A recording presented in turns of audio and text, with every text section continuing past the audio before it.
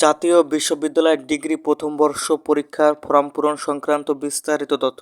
জাতীয় বিশ্ববিদ্যালয়ের degree pass ও certificate course প্রথম বর্ষ পরীক্ষার অনলাইন ফর্ম পূরণ আগামী 2 আগস্ট থেকে আনুষ্ঠানিকভাবে শুরু হতে যাচ্ছে। সংশ্লিষ্ট পরীক্ষা নিয়ন্ত্রকের কার্যালয় থেকে প্রকাশিত বিজ্ঞপ্তি অনুযায়ী নির্ধারিত সময়সূচির মধ্যে সকল নিয়মিত, অনিয়মিত এবং মান উন্নয়ন পরীক্ষার্থীদের জাতীয় বিশ্ববিদ্যালয়ের অফিসিয়াল ওয়েবসাইটের মাধ্যমে আবেদন প্রক্রিয়া সম্পন্ন করতে হবে। পরীক্ষার্থীদের প্রথমে অনলাইন ফর্ম পূরণ করে সেটির প্রিন্ট কপি বের করতে হবে এবং প্রয়োজনীয় বিভাগীয় বা সেশনাল ফি ও নিবন্ধনের কাগজপত্র সহ নিজ নিজ কলেজে সরাসরি উপস্থিত হয়ে জমা দিতে হবে।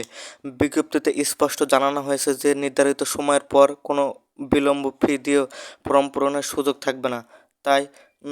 তাই নির্দিষ্ট সময়সীমার মধ্যে অনলাইনে ডাটা এন্ট্রি ও সোনালী সেবার মাধ্যমে ফি জমাদানের প্রক্রিয়া শেষ করা আবশ্যক।